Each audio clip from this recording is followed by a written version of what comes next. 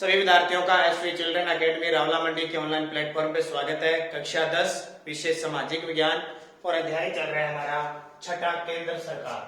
तो कल के वीडियो में मैंने आपको बताया था कैसे क्या सरकार होती है, क्या राज्य होता है, कैसे कैसे काम करती है। अब हम पढ़ेंगे संसद। संसद को हम क्या कहते हैं? व्यवस्थापिका। ठीक है, संसद को हम व्यवस्थापिका कहते हैं। अनुच्छेद संविधान के अनुच्छेद 79 के अंदर इसका विवरण है। ये बात मैंने बता दी, थोड़ी दोबारा रिपीट करता हूं। इस संसद के कितने अंग हैं? 3 अंग हैं। संसद के अंग कितने हैं? 3। एक राज्यसभा, एक लोकसभा और एक राष्ट्र। आपसे संसद के अंग पूछे तो 3, सदन पूछे तो कितने बताओगे? 2। कौन कौन से? राज्यसभा, लोकसभा और राष्ट्रपति क्या होता है? इसका अभिन्न अंग होता है। जैसे जैसे आपकी किताब में दिया हुआ मैं वैसे वैसे चर्चा करूंगा। वैसे तो इसकी कहानी बहुत लंबी चौड़ी है, ठीक है, समझ में नहीं आएगी।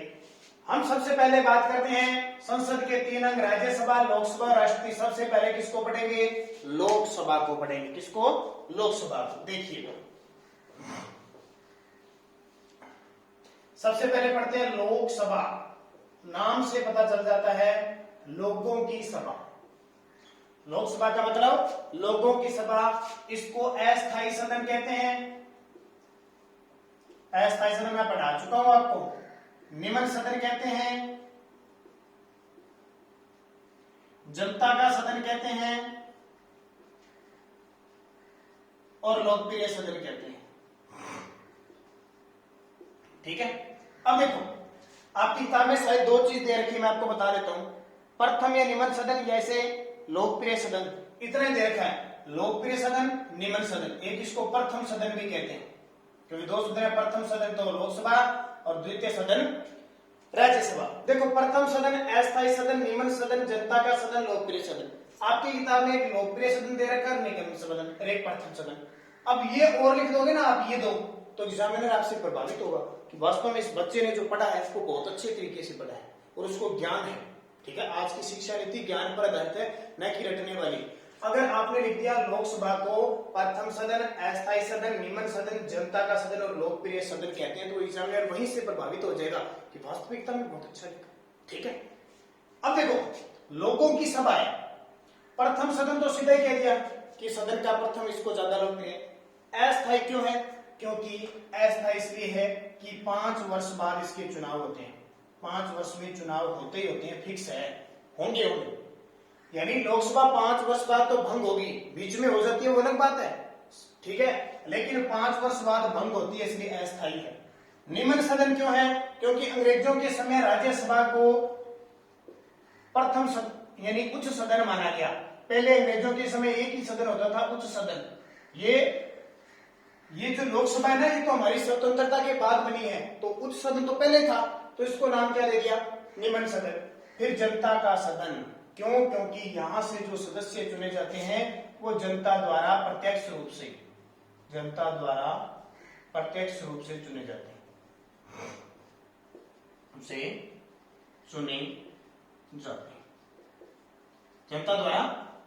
चुने जाते हैं। इसका मतलब क्या हुआ कि एक तो ध्यान रखना, संसद के जो सदस्य होते हैं, अब संसद के 2 सदन है, लोकसभा और राज्यसभा। इनके जो सदस्य होते हैं, संसद के सदस्यों को सांसद कहते हैं। क्या कहते हैं? सांसद। अब आपको पता ना हमारे सांसद कौन है, तो आपको पता होगा अर्जुन राम मेघवाल हमारे सांसद। अंग्रेजी में कह देते हैं एमपी। ये हमारा एमपी कौन है? एमपी से मध्य प्रदेश नहीं होगा, राज्य की बात नहीं कर रहा। एमपी का मतलब होता है मेंबर ऑफ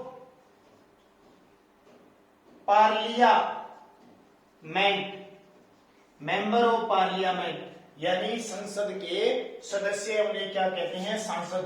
चाहे वो लोकसभा के हो, चाहे वो राज्यसभा। आपने घर में देखना, लोकसभा के चुनाव होते हैं ना, जब घर वाले अपने दादाजी या पापा जी सीधा कहते हैं एमपी वाले चुनाव आ गए, प्रधानमंत्री वाले चुनाव आ गए, क्योंकि इनसे क्या चुना जाता है? प्रधानमंत्री का चुनाव आ गया, लोकसभा का चुनाव आ गया, एमपी के चुनाव आ गए।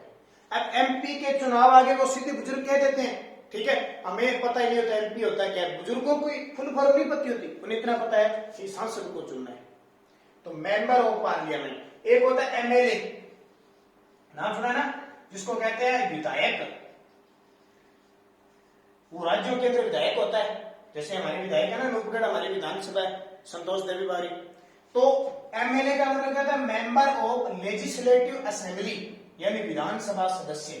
किसका, विधानसभा सदस्य। ये राज्यों के अंदर होती है, जैसे देश में लोकसभा है वैसे राज्यों में क्या होती है, विधानसभा। एमएलए होता है विधायक, एमपी होता है सांसद। ये दो बातें आप थोड़ी सी कंफ्यूज मत हो जाना, इसको पढ़ लेना। अब देखो मैं यहां से बात बता रहा हूं, 5 वर्ष बाद चुनाव होता है, इसलिए अस्थायी है निम्न सदन, क्योंकि राज्यसभा को पहले भी सदन मान लिया गया। जनता इसमें बढ़ चढ़कर भाग लेती है, इसलिए लोकप्रिय।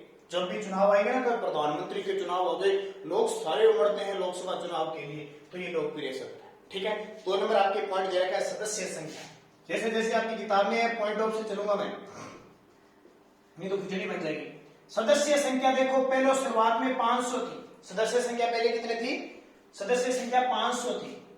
लेकिन वर्तमान में अधिकतम सदस्य संख्या कितनी हो सकती है, लोकसभा की अधिकतम संख्या कितनी हो सकती है, 552। पहले कितनी थी, 500, अब कितनी, 552। ऐसा क्यों हुआ, 1987 में गोवा, दमन द्वीप व दादर नागर हवेली, इनको शामिल किया गया। पहले भारत के नहीं थे। 1961 में गोवा को, 1987 में गोवा को राज्य बना दिया, दमन द्वीप पर ये फ्रांसीसियों से अलग हुए। फिर लगा कि 500 से नहीं चलेगा, अधिकतम कितने कर सकते हैं, 552, क्योंकि अलग अलग राज्य बढ़ते जाएंगे, तो अधिकतम तो लोकसभा सदस्य संख्या कितनी, 500। लेकिन वर्तमान में निर्वाचित कितने होते हैं, वर्तमान में पूछे, वर्तमान में कितने, 545। वर्तमान में कितने, अधिकतम 552 हो सकते हैं, वर्तमान में 545। और ये 545, अब एक तो बताओ हमारे भारत में राज्य कितने हैं, हमारे भारत में 28 राज्य हैं और 8 केंद्र शासित प्रदेश है। 28 राज्य है, 8 केंद्र शासित प्रदेश। पहले आप पढ़ते थे ना 29 राज्य और 7 केंद्र शासित प्रदेश, पढ़ते थे कि नहीं पढ़ते थे, कितने पढ़ते थे, 29 राज्य और 7 केंद्र शासित प्रदेश पढ़ते थे। अब हुआ क्या कि कहां गए बाकी, गए कहां, 29 राज्य आपने पढ़े हैं, लेकिन 28 कैसे हो गए, जम्मू कश्मीर को केंद्र शासित प्रदेश बना दिया, बढ़ा दिया, जम्मू कश्मीर को क्या बना दिया, केंद्र शासित प्रदेश। और केंद्र शासित प्रदेश बढ़ गया एक। और जो बात करें, मैं अभी आपको थोड़ी सी एक यहां बना के बता देता हूं, क्योंकि बहुत सारे विद्यार्थी कंफ्यूज भी होंगे कि हमारे देश में कितने केंद्र शासित प्रदेश है। अब कितने हो गए, 8, पहले कितने थे, 7। कौन कौन से देखो, दिल्ली, चंडीगढ़,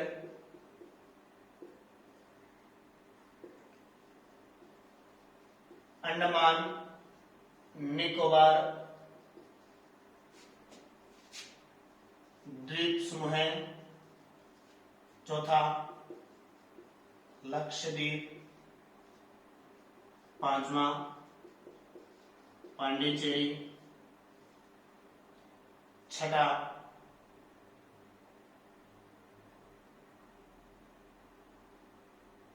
दमन द्वीप व दादर नागर हवेली।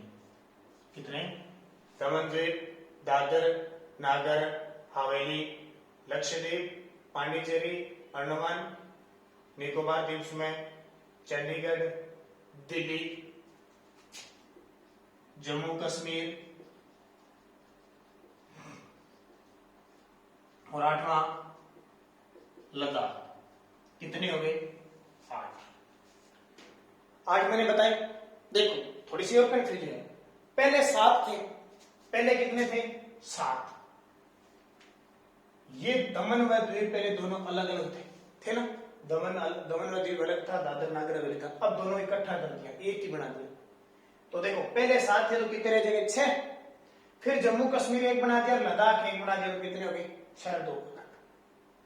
ठीक है, समझ में आ गया ना। तो टोटल वर्तमान में केंद्र शासित प्रदेश 8 है, राज्य कितने हैं 28। पहले 29 थे, जम्मू कश्मीर को क्या बना दिया और लद्दाख, ये दोनों इकट्ठे थे, इनको बना दिया अलग अलग केंद्र शासित प्रदेश। तो वर्तमान में 28 राज्य और 8 केंद्र शासित प्रदेश। लेकिन आपकी किताब में क्या दे रखा है, देखो अगर पूरा क्लियर देखो ना, मैं आपकी किताब में देखो, ये समझ में आ गई ना बात। ये देखो, अब आगे देखो, ये बातें बारीक बारीक बात है, इनको ढंग से थोड़ा समझना पड़ेगा, इसलिए मैं आपको बोर्ड पे करवा रहा हूं। वर्तमान में 545, अधिकतम सदस्य संख्या 500 और पहले कितने थी 500, अधिकतम 552 हो सकती है, वर्तमान में 545। अब ये 545 का बंटवारा कैसे करें, एक तो राज्य में करना है, एक केंद्र शासित प्रदेश में करना है। 545 में से 530 तो चुने जाएंगे राज्यों से, 530 सदस्य कहां से चुनेंगे, राज्य सदस्य। अपने राजस्थान में लोकसभा सीट कितनी है 25 है ना, और उत्तर प्रदेश में 31 है, कहीं 25 है, 27 है, 30 है, 12 है, 10 है, 2 है, ऐसे करके 530। केंद्र शासित प्रदेश से 13 चुनी जाएंगी, कितनी 13। अब देखो 530 प्लस 13 कितने हो गए 543, बच गई अभी तक भी कितनी 2 सीटें कहां गई, तो 2 सीटों पर राष्ट्रपति आंग्ल भारतीय समुदाय के सदस्यों को मनोनीत करता है, आंग्ल भारतीय का मतलब अंग्रेज या विदेशी। कोई मान लो कोई एक व्यक्ति है, उसको 2 सदस्य चुनेंगे, यानी संसद में 2, लोकसभा में 2 सदस्य चुनेंगे। क्या, या तो वो विदेशी संतान हो, उसके दोनों माता पिता ही विदेशी हो और भारत में रह रहे हो, या माता रह रही है या पिता रह रहे हैं, उनमें से कोई एक विदेशी है और वो भारत में रह रहा है, तो वो 2 सदस्यों को क्या है राष्ट्रपति चुनता है। कौन, राष्ट्रपति क्या करता है, मनोनीत करता है। ठीक है, अब 2-3 शब्दावली देखो, एक होता है निर्वाचित, एक होता है नियुक्त, एक होता है मनोनीत और एक होता है चयनित। ये 4 शब्दावली पॉलिटिकल में जरूरी थी। निर्वाचित जनता चुनती है, वोट के माध्यम से जो भी चुनेगा वो निर्वाचित। नियुक्त अपने विवेक से किसी को नियुक्त किया दिया, ठीक है। मनोनीत जैसे मान लो मैं उदाहरण देता हूं आपको, आपकी 10वीं क्लास है, आपको कह रहे हैं आपकी 10वीं क्लास का मॉनिटर चुनना है, मॉनिटर आपको चुनना है। पहले आपको कहते निर्वाचित तरीके से चुनो, तो आप क्या करेंगे, मान लो आप क्लास में 50 जने हो, आप वोटिंग करोगे, मॉनिटर के लिए 2 व्यक्ति खड़े हो गए, 2, इसको वोट देना, किसको मॉनिटर बनाना, विवाद हो गया, तो आप क्या करोगे निर्वाचन। आप 50 लोग, कुछ इसको वोट देंगे, इसको वोट देंगे, जिसको ज्यादा वोट आ गए वो निर्वाचित मॉनिटर हो जाए, हो गया। अब आपको कहना है नियुक्त करना है सीधा, तो आपका प्रिंसिपल सर है, वो क्या करेंगे, सीधा क्लास में जाएंगे, हाँ भाई तू होशियार है, तू अच्छा है और तू मॉनिटर, तेरे को सीधा नियुक्त करते हैं, वो नियुक्त हो जाता है। अगर निर्वाचन करोगे तो वोट डालोगे, अगर सीधा नियुक्त करेंगे तो आपके प्रिंसिपल प्रधानाध्यापक जी आके और सीधा कहेंगे भी कोई भी नाम है, मुकेश है, सुनील है, ममता है, सुनीता है, कि आप इस क्लास के मॉनिटर हो, वो होता है नियुक्त। मनोनीत क्या होता है, मनोनीत वो होता है कि जैसे आपके प्रिंसिपल साहब हैं, वो पूरे स्टाफ से पूछकर, आपकी कक्षा से पूछकर और आपका चयन करेंगे, वो होता है मनोनीत। चयनित क्या होता है, चयनित होता है, मान लो आप 50 हो और 50 के 50 आपने सिर्फ सर्वसम्मति से कह दिया भी हाँ इसको मॉनिटर बना देते, वोट डाला नहीं, सीधा कह दिया ये ठीक है, सारों की सहमति होगी, तो आपने चयन कर लिया इस मॉनिटर का।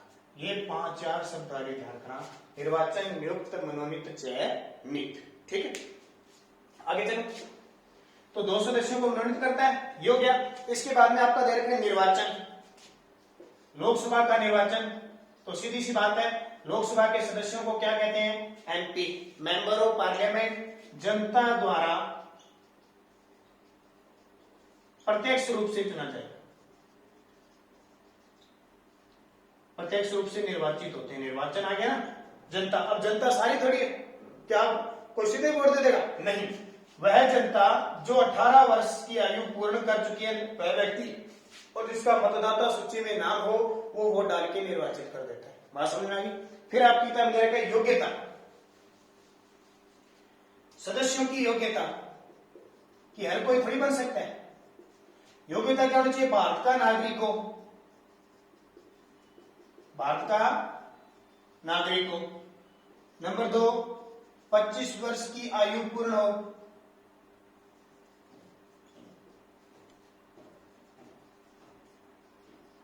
यानी वही व्यक्ति बन सकता है या तो इसकी पूरी 25 साल उम्र है या 25 वर्ष से अधिक है, वो लोकसभा का चुनाव लड़ सकता है।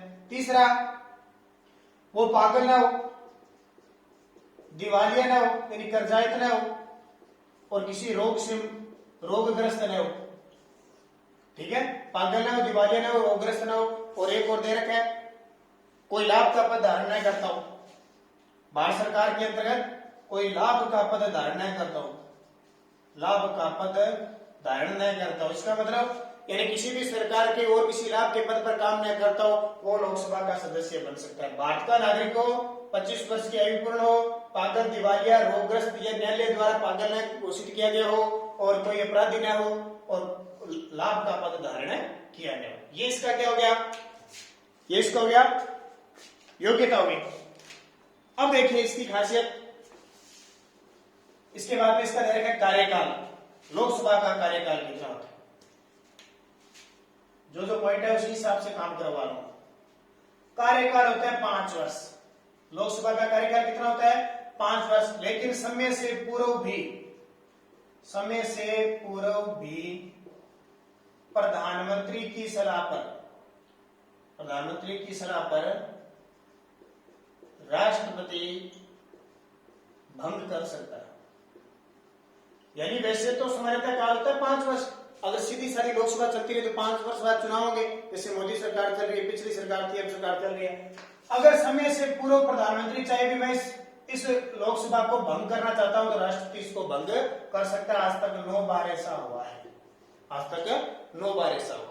फिर अधिवेशन। ये अधिवेशन क्या होता है कि कब लोकसभा के अधिवेशन बुलाए जाते हैं, किसको अधिकार होते हैं। तो थोड़ी सी बात बताता हूं, बाकी अगले वीडियो में बात करें क्योंकि काफी लंबा हमारा वीडियो हो गया।